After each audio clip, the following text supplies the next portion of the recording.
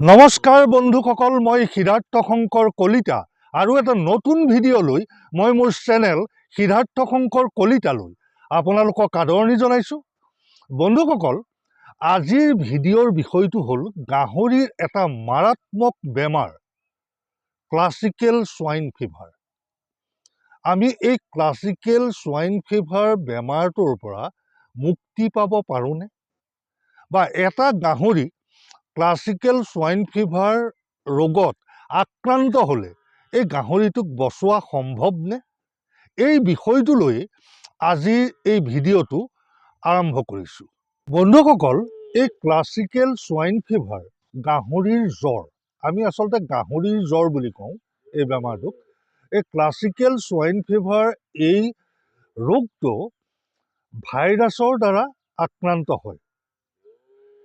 গাহৰিৰ গাত এই বেমাৰটো যেতিয়া হয় তেতিয়া গাহৰিজনীৰ মৃত্যু কেতিয়াবা অতি দুখ লগাজনক হৈ উঠে। প্ৰথম এই বেমাৰটো আৰম্ভ কেনেকৈ হয়, গাহৰিজনীয়ে হঠাৎ একো নোহোৱাকৈও থাকিব পাৰে। কেতিয়াবা আপোনাৰ কোনো চিমটম আপুনি নাপাব পাৰে। গাহৰিজনীয়ে হঠাৎ দানা নোখোৱা হৈ যাব পাৰে। গাহৰিজনী দেখিব হঠাৎ সুস্থ হৈয়ে আছে, দানা নোখোৱা হৈ গ'ল। দানা নোখোৱা হৈ গ'ল, আগদিনা থাকিল, পিছদিনাখন গাহৰিজনী মৰি থাকিল। কেতিয়াবা এনেকুৱাও হ'ব পাৰে। কেতিয়াবা এই বেমাৰটো হ'লে গাত এনেকুৱা চকলা ৰঙা চকলা হৈ পেলাই উঠি আহে। গাৰ বিশেষকৈ তল পৰিচনটোত বেছি হয় আৰু কাণখনৰ পিছফালটোত, আপোনালোকে মন কৰিব, কাণখনৰ পিছফালটোত কেতিয়াবা চকল ৰঙা হ'ব পাৰে। মই ফটো দেখুৱাবলৈ যত্ন কৰিছোঁ। গতিকে এনেকুৱা হৈ পেলাই গাহৰিজনীৰ জ্বৰ, খুব সাংঘাতিক ধৰণে জ্বৰ হ'ব পাৰে। 105ৰ পৰা 107লৈকে জ্বৰ হ'ব পাৰে। সাধাৰণতে 103 ফাৰেনহাইটলৈকে গাহৰিক নৰ্মেল বুলি ধৰা যায়। 105ৰ পৰা 107 ফাৰেনহাইটলৈকে উত্তাপ হ'ব পাৰে এই জ্বৰৰ। গতিকে এই ৰোগ যেতিয়া হ'ব তেতিয়া বহুকেইটা চিমটম আছে। ধৰক, কেতিয়াবা খুব পেট চলিব পাৰে, সাংঘাতিক ধৰণে পেট চলিব পাৰে গাহৰিজনী। পেট চলি দুৰ্বল হৈ তাই পৰি উঠিব নোৱাৰা হ'ব পাৰে, উঠিব নোৱাৰা হৈ তেনেকৈ ঠিক মৰি থাকিব পাৰে। কালি এজন ফাৰ্মাৰ বন্ধুৱে ক'লে যে তেওঁৰ গাহৰি এটা হঠাৎ পিছ ভৰি দুখনে কাম কৰিব নোৱাৰা হ'ল, তুলিব নোৱাৰা হ'ল। আগঠেং দুখনে এনেকৈ আগলৈ গৈ থাকিবলৈ ল'লে, তাৰপিছত পিছঠেং দুখনে পেডেল মাৰিবলৈ ল'লে। পেডেল মাৰিবলৈ লৈ গাহৰিটো ঢুকাই থাকিল। মোৰ বোধেৰে ঠিক ক্লাছিকেল সোয়াইন ফিভাৰত তেনেকুৱা ধৰণৰো চিমটম হ'ব পাৰে। গতিকে কালিৰ এই গাহৰি খেতিয়ক বন্ধুজনে যিটো কথা মোক উল্লেখ কৰিলে, সেই কথাটোত আচলতে মই ক্লাছিকেল সোয়াইন ফিভাৰৰে এটা চিমটম দেখিছোঁ। এতিয়া গাহৰিটো যিহেতু মই নিজে দেখা নাই, গতিকে সেইটো দূৰৰ পৰা তেনেকৈ কৈ দিয়াটো আচলতে হয়েই বুলি কৈ দিয়াটো ইমান উচিত নহ'ব। গতিকে ক্লাছিকেল সোয়াইন ফিভাৰৰ তেনেকুৱা ধৰণৰ চিমটম থাকিব পাৰে। আৰু এবাৰ মোৰ ফাৰ্মতে এটা ফেটেনাৰ গাহৰি, তাক ৰাখিছিলোঁ ফেটেনাৰ হিচাপে, আৰু হঠাৎ সি ক'লা পায়খানা কৰিবলৈ আৰম্ভ কৰিলে। ক'লা পায়খানা কৰিলে। মই প্ৰথম ভাবিলোঁ যে ক'লা পায়খানা কৰিছে, তাক লিভাৰৰ কিবা কিবি কৰিব লাগিব নেকি। এনেকৈ গাহৰিটো যেতিয়া পিটিকি পেটাকি ভালকৈ চালোঁ, আগদিনালৈকে ঠিকেই আছিলে গাহৰিটো। আগদিনালৈকে তাৰ কোনো প্ৰব্লেম নাই। সেইদিনাও সি দানা দিছোঁ, খাব বিচৰা নাই। তাৰপিছত দেখিলোঁ ক'লা পায়খানা কৰিছে। ক'লা পায়খানা কৰাৰ পিছত গাহৰিটো যেতিয়া মই ওচৰলৈ গৈ চালোঁ, তেতিয়া তলফালৰ পৰা চকলকৈ এনেকৈ উঠি আহিছে গাহৰিটো। উঠি আহি সি ত'ত শুইছে ঠিক শুই থাকিবলৈ বিচাৰে। তাৰপিছত গাহৰিটোক ঠিক ট্ৰিটমেণ্ট কৰি মই বাৰু পিছলৈ গাহৰিটোক ঠিক কৰিলোঁ। সেইটো সম্ভৱতঃ মই ইনিচিয়েল ষ্টেজতে পালোঁ, সেইকাৰণে আৰম্ভণিতে পোৱাৰ কাৰণে মই চাগে গাহৰিটো ঠিক কৰিব পাৰিলোঁ। ঠিক তেনেকুৱা ধৰণৰ বহু কেইটা চিমটম দেখাব পাৰে। কেতিয়াবা হয়তো আমি এনেকুৱাকৈ গাহৰি এজনী হঠাৎ ভালকৈ চলি ফুৰি থকা গাহৰি এজনী হঠাৎ যদি মৃত্যুমুখত পৰে, তেতিয়া আমি ভাবোঁ যে কেতিয়াবা যে কি হৈ মৰিল, কিন্তু সেইটো এটা ক্লাছিকেল সোয়াইন ফিভাৰ হ'ব পাৰে। ঠিক কিছুমান ক্ষেত্ৰত আফ্ৰিকান সোয়াইন ফিভাৰৰ সৈতে ক্লাছিকেল সোয়াইন ফিভাৰৰ মিল আছে। কিছুমান চিমটমৰ ক্ষেত্ৰত। এতিয়া ধৰক গাহৰিজনীয়ে হঠাৎ কাঁহীক হাঁচিয়াই পেলাই নাকেৰে তেজ ওলাই যাব পাৰে। তেজ ওলায়ো সেই ঠিক তেনেকুৱা সেইটো ক্লাছিকেলতো কেতিয়াবা হ'ব পাৰে, সেইটো আফ্ৰিকানতো হ'ব পাৰে। মুখেৰে তেজ ওলাব পাৰে, ক্লাছিকেলতো হ'ব পাৰে, আফ্ৰিকানতো হ'ব পাৰে। গতিকে এই তেনেকুৱা ধৰণৰ কিছুমান চিমিলাৰিটি দুইটা গাহৰি জ্বৰত আছে।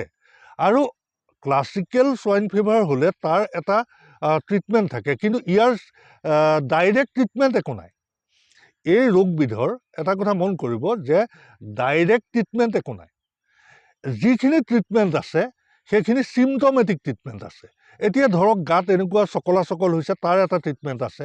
জ্বৰ যদি অতিপাত হৈছে, তাৰ এটা ট্ৰিটমেণ্ট বেলেগে ধৰণে আছে। ঠিক তেনেকুৱা প্ৰত্যেকটোৱে চিমটমেটিক ট্ৰিটমেণ্টহে আছে। ডাইৰেক্ট ট্ৰিটমেণ্ট এই ক্লাছিকেল সোৱাইন ফিভাৰৰ নাই। আফ্ৰিকান সোৱাইন ফিভাৰতো ট্ৰিটমেণ্টেই নাই। আফ্ৰিকান সোৱাইন ফিভাৰ হ'লে আপোনালোকে কোনো ট্ৰিটমেণ্ট কৰি লাভ নাই, আৰু সেইটো কালিং কৰি দিব লাগিব। লোকসকল, এই ক্লাছিকেল সোৱাইন ফিভাৰ এই ৰোগটো এটা কণ্টেজিয়াছ ডিজিজ। এইটো কণ্টেকৰ ফলতহে এই ৰোগটো বিয়পে।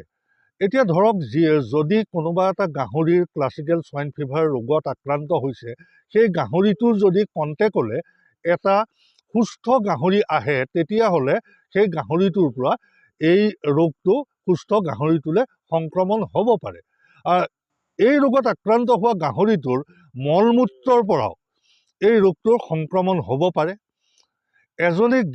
যদি গাহৰিটোৰ শেঙুন জাতীয় নাকৰ পৰা ওলোৱা যিকোনো লিকুইড বস্তুৰ পৰা এই বেমাৰটো এটা গাহৰিৰ পৰা আন এটা গাহৰিলৈ সংক্ৰমণ হ'ব পাৰে। যদি এজনী গাভিনী গাহৰিৰ কেনেবাকৈ এই ৰোগত আক্ৰান্ত হৈছে, ক্লাছিকেল সোৱাইন ফিভাৰ ৰোগত, তেতিয়াহ'লে সেই গাহৰিজনীৰ পৰা গৰ্ভত থকা পোৱালিলৈও এই বেমাৰটো সংক্ৰমণ হ'ব পাৰে। গতিকে মই এখন ফটোত দেখুৱাই দিছোঁ যে পোৱালিৰ এই ৰোগত আক্ৰান্ত হ'লে পোৱালিবোৰ কেনেকুৱা হয়। এখন ফটো আপোনালোকক দেখুৱাবলৈ চেষ্টা কৰিছোঁ। গতিকে এই ৰোগত যদি আক্ৰান্ত হোৱা আপোনালোকে গম পায়, আপোনালোকে ডিটেক্ট কৰে, ফাৰ্মত যদি আপোনালোকৰ কেনেবাকৈ এই ৰোগত কোনোবা এটা গাহৰি আক্ৰান্ত হৈছে, লগে লগে সেই গাহৰিটোক ছেপাৰেট কৰি দিয়ক। সেই গাহৰিটোক ছেপাৰেট কৰি তাক চিমটমেটিক ট্ৰিটমেণ্ট কৰাৰ আৰম্ভ কৰক। আৰু সি যিটো কোঠাত আছিলে, সেই কোঠাটোক খেৰৰে মজিয়াখন ভালকৈ জ্বলাই দিয়ক। আৰু যিমান পাৰে সিমান বেৰবোৰ যদি আপোনালোকৰ পকাৰ আছে, সেই বেৰবোৰ খেৰেৰে এনেকৈ জ্বলাই আপোনালোকে বেৰবোৰতো লাহে লাহে পুৰি দিবলৈ চেষ্টা কৰক। ঠিক তাৰপিছত আপোনালোকে ভালকৈ পটাছ, ব্লিচিং পাউডাৰ দি বা বিভিন্ন ধৰণৰ আজিকালি স্প্ৰে পায় বজাৰত, সেই স্প্ৰে মাৰি সেইটো পৰিষ্কাৰ কৰক। আৰু এই গাহৰিটো যিমান মলমূত্ৰ আছিলে, ড্ৰেইনেদি গৈছিলে, সেই ড্ৰেইনবোৰ চূণ দিয়ক বা স্প্ৰে কৰক, ভালকৈ চাফ চিকুণ কৰক, তাত চূণ দিয়ক। আৰু এটা কথা মন কৰিব, এই শুকান চূণটো বহু বেমাৰৰ পৰা আমাক আচলতে সি বচাই ৰাখে। আমি যদি ফাৰ্মখনৰ সোমোৱাৰ আগতে এণ্ট্ৰিৰ সময়ত আমি যদি তাত চূণ দি ৰাখোঁ, সেইটো বহুত ছেফ হয়। গতিকে এই শুকান চূণৰ ব্যৱহাৰটো বীজাণুনাশক হিচাপে তাক আপোনালোকে বেছিকৈ ব্যৱহাৰ কৰিব। আপোনালোকৰ যিবোৰ ড্ৰেইন আছে তাত সদায় লাইমিং কৰিব। তাত সদায় মানে আপোনালোকে সপ্তাহত 2 বাৰ সেই ড্ৰেইনবোৰত লাইমিং কৰিবই। আৰু সেইটোৱে বহু পৰিমাণৰ বীজাণুৰ পৰা আপোনাৰ ফাৰ্মখনক মুক্ত কৰি ৰাখে চূণে। আৰু পৰাপক্ষত আপোনালোকে যেতিয়া এটা কোঠাত তেনেকুৱা বেমাৰ কোনোবা এটা গাহৰিত ক্লাছিকেল সোৱাইন ফিভাৰ বা তেনেধৰণৰ FMD জাতীয় তেনেকুৱা বেমাৰ হয়, তেতিয়াহ'লে মজিয়াখন ভালকৈ খেৰৰে তাত জুই লগাই পুৰি পেলাব। মজিয়াখন পুৰি দিব লাগে অলপ, আৰু তেতিয়া তাৰ বীজাণুটো সম্পূৰ্ণৰূপে ধ্বংস হৈ যায়। তাৰ চূণ সানি কিছুদিনলৈকে চূণ দি পেলাই সেই মজিয়াখন থৈ দিব লাগে। তাৰপিছত পটাছ, ব্লিচিং পাউডাৰ দি ভালকৈ ধুই পেলাই তাৰ পিছতহে তাত গাহৰি সোমোৱাব লাগে। নহ'লে তাত যদি অকণমানো বীজাণু থাকি যায়, তাত যিখিনি গাহৰি পৰৱৰ্তী সময়ত সোমোৱা হ'ব, সেই গাহৰিখিনি গালেও সেই বেমাৰটো আহিব পাৰে। গতিকে বন্ধুসকল, এই বেমাৰটোৰ মই কৈয়ে গ'লোঁ, এই বেমাৰটোৰ আচলতে কোনো তেনেকুৱা ট্ৰিটমেণ্ট নাই, চিধাকৈ ট্ৰিটমেণ্ট নাই। এইটো আচলতে চিমটমেটিক ট্ৰিটমেণ্টহে আছে।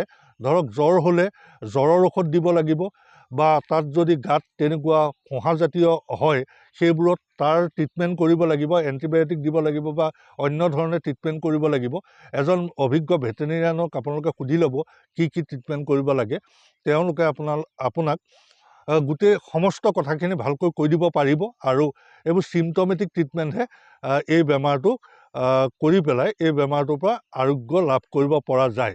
আৰু গৰিষ্ঠ সংখ্যক গাহৰি এই বেমাৰটোৰ ফলত মৃত্যুৱে হৈ গৈ তাৰমানে এই ঠিক পিছ ভৰি দুখনৰ কাম নোহোৱা হয়, তাৰপিছত 2-3 দিন থাকি গাহৰিটো যায়গৈ আৰু।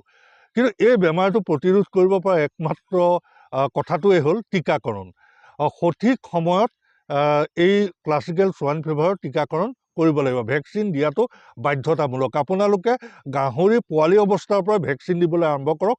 আপোনালোকে 2 মাহৰ পৰা প্ৰথম ভেকচিন দিব। প্ৰথম এটা ড'জ দিয়াৰ পিছত 21 দিনৰ পিছত বুষ্টাৰ ড'জ দিব।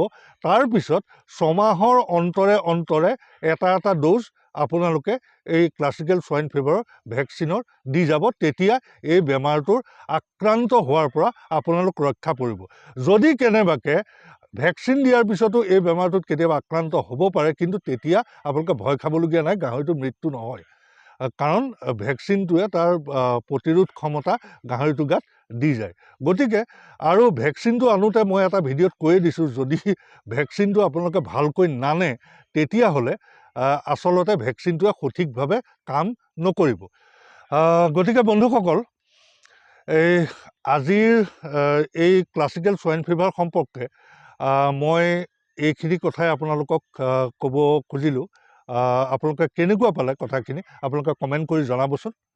আৰু এতিয়া আমি প্ৰশ্ন উত্তৰ শিতান সংবিধানলৈ আহোঁ, ব'লক। আজি সংবিধান শিতানত প্ৰথম প্ৰশ্নটো লৈছোঁ। প্ৰশ্নটো কৰিছে ৰূপম বৰা। তেখেতে কৈছে, দাদা, কম বাজেটত 2-3টা গাহৰিৰে আৰম্ভ কৰিম বুলি ভাবিছোঁ। আপোনাক নিশ্চয় ফোন কৰিম আৰু আপুনি পৰামৰ্শ দিব বুলি আশা কৰিছোঁ। গঁৰাল সাজিবৰ বাবে বাঁহ আৰু টকৌপাত যথেষ্ট পৰিমাণে আছে বাৰু। ধন্যবাদ ৰূপম বৰা। আপুনি গাহৰি ফাৰ্ম আৰম্ভ কৰিম বুলি ভাবিছে 2-3টা গাহৰিৰে, খুব ভাল কথা। প্ৰথমতে কমকৈ আৰম্ভ কৰাটো ভাল আৰু কমকৈ আৰম্ভ কৰি আপুনি গাহৰি ফাৰ্ম সম্পৰ্কে আপুনি অভিজ্ঞতাটো লৈ লোৱাটো ভাল। তাৰপিছত পৰৱৰ্তী সময়ত আপুনি ফাৰ্মখন ডাঙৰ কৰিব পাৰিব, এইটো খুব ভাল কথা। আজিকালি আচলতে যুৱ প্ৰজন্মই এই গাহৰি ফাৰ্মৰ প্ৰতি আগ্ৰহী হৈ উঠাটো অসমৰ কাৰণে এটা শুভবাৰ্তা।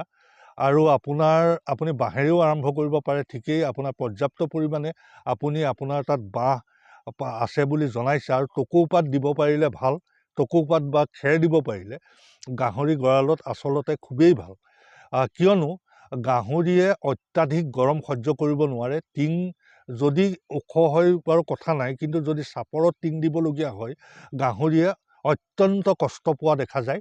আৰু গতিকে আপুনি টকৌপাত বা ছাল দিব পাৰিলে খুবেই ভাল। যদি আপোনাৰ তাত পৰ্যাপ্ত পৰিমাণে টকৌপাতো পোৱা যায়, তেতিয়াহ'লে আপুনি টিঙতকৈ মই ভাবোঁ আপুনি টকৌপাতেই ওপৰত ব্যৱহাৰ কৰিব।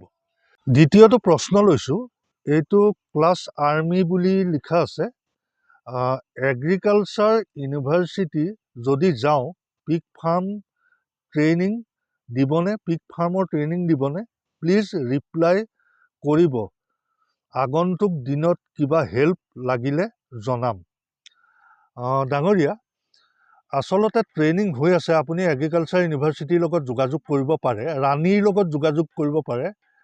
NRCP ৰাণীৰ লগত আপোনালোকে যোগাযোগ কৰিব। ৰাণীত ট্ৰেইনিং চলি আছে। তেওঁলোকে আপোনালোকে অনলাইন যোগে ৰাণীত আপোনালোকে যোগাযোগ কৰিলে আপোনালোকে ট্ৰেইনিং ল'ব পাৰিব। এইটো খুবেই দৰকাৰী কথা। যদি আপোনালোকৰ ঘৰত এখন গাহৰি ফাৰ্ম আছে তেতিয়াহ'লে এটা ট্ৰেইনিং লোৱাটো খুবেই দৰকাৰী। আপোনালোকে যোগাযোগ কৰক, এগ্ৰিকালচাৰ ইউনিভাৰ্চিটিৰ সৈতেও যোগাযোগ কৰক, NRCP ৰাণীৰ সৈতেও যোগাযোগ কৰক আৰু আপোনালোকে ট্ৰেইনিং ল'ব পাৰিব। এতিয়া তৃতীয়টো প্ৰশ্নলৈ আহিছোঁ। এই প্ৰশ্নটো কৰিছে দুৰ্লভ নৰহ। দাদা, ফাদাৰলাইন আৰু মাদাৰলাইন ব্ৰিডিঙৰ বিষয়ে অলপ ভালকৈ বুজাই ভিডিঅ' এটা কৰি দিবচোন। নতুন ফাৰ্মাৰসকলৰ সুবিধা হোৱাকৈ। নৰহ ডাঙৰীয়া, মই এই ফাদাৰলাইন আৰু মাদাৰলাইন সম্পৰ্কে এটা ভিডিঅ' মই কৰিছিলোঁ আজি কিছুদিন আগতে। আপুনি মোৰ সেই ভিডিঅ'টো চাৰ্চ কৰিলে আপুনি মোৰ প্ৰফাইলতে সেই ভিডিঅ'টো পাব। আপুনি অনুগ্ৰহ কৰি সেই ভিডিঅ'টো চাব। আৰু মই বাৰু আপোনাৰ সুবিধা হোৱাকৈ আজিৰ ভিডিঅ'টোৰ ডেছক্ৰিপশ্যনত তাৰ লিংকটো মই দি দিবলৈ চেষ্টা কৰিম। এইবাৰৰ প্ৰশ্নটো কৰিছে বিশিষ্ট গাহৰি খেতিয়ক ডালিম বড়ো ডাঙৰীয়াই। আপুনি এজন ব্যৱসায়িক গাহৰি পালক হৈও গাহৰি লাভ লোকচানৰ বিষয়ে পুংখানুপুংখভাৱে কোৱাৰ বাবে বহুত ভাল লাগিল। আপোনাৰ ধনাত্মক মানসিকতাক অন্তঃকৰণেৰে প্ৰণাম জনালোঁ।